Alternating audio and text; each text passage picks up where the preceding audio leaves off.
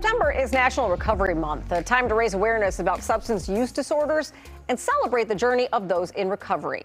I sat down with Shane Hassler, Program Director of Digital Services at Gateway Foundation, to hear how treatment and recovery are possible for those looking to heal and to thrive.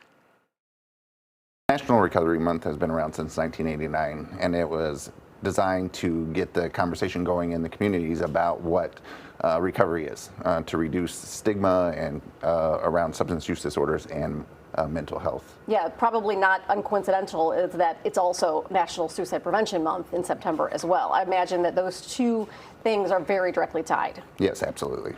What can people do to support people who either A, need to get in recovery or B, are in recovery? There's a couple things you can do.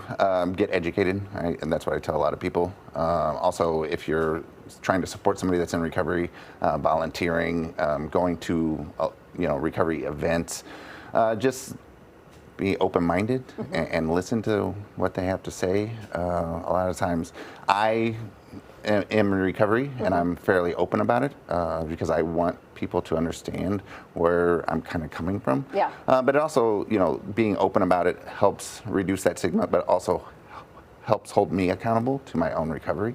But people that are supportive of me understand that, yeah. And being educated about it has really helped not only them, but me to form those stronger relationships. How have those conversations changed from the first year of recovery to now? The first year of recovery can be difficult, because your emotional maturity might be a little bit stunted from years of substance use or dealing with a mental health disorder. But as time has gone on and being able to articulate better what is going on, why I'm feeling certain feelings, and being able to openly and honestly express those feelings to people that are supportive of me has become easier over time, and there's a deeper understanding. Because a lot of times when we talk about recovery, people think that it's just stopping using drugs or stopping drinking or whatever. Right. But a lot of it goes back a lot further than that, right? So, why did these kind of tendencies start to happen? A lot of people, it goes back to childhood. It goes back to adolescence, right, and trauma, whatever it might be. So if we stop drinking, that's a good start. But are we working on what started the whole process? To begin with, yeah. What can people do who have someone in their inner circle who is in recovery? What did you find to be the most beneficial thing? Somebody that listened, that actually had an open mind, But I went to residential treatment. I went to Gateway, and learned a lot of things. And one of the counselors I had there explicitly said to me, your best thinking keeps bringing you back to places like this. Why don't you listen to some professionals and maybe you'll have a chance at this? And that's what I did. I got to a point where I kind of surrendered in a way and said, okay, fine, I'll listen to your suggestions and do what years of experience has shown to work. And that's so being able to have somebody in your corner that kind of is willing to go through some of those growing pains in recovery is very beneficial.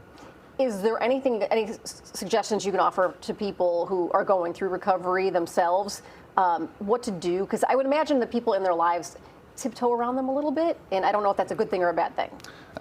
It just kind of depends where that person is. Some people, it is a good thing. Some people, it is a bad thing. So one example that comes up frequently is people that go to a family gathering early on in a recovery. Now, sometimes the family will continue to drink like they normally would, and the person in recovery is like, I can't believe that they would have alcohol around me, and they feel a certain type of way. But other people, they stop drinking, they go to a family gathering, everybody else stopped drinking, and they feel like they're being singled out, and they're like, oh, you're having to change your whole routine because of me. I don't want you to do that. I want you to act normal.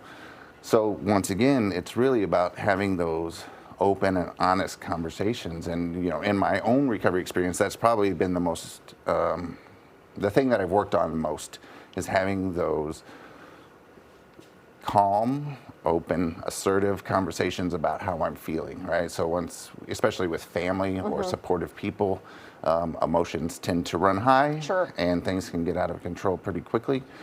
So it's being mindful, taking a deep breath, and kind of expressing how you're really feeling, how they kind of interact with you, is on them, but you got to take control of your side of the street, as I say. Yeah, but again, conclusions you only reached by listening to and talking to a professional. That is correct. Yeah, so at Gateway, they can kind of help people from the jump.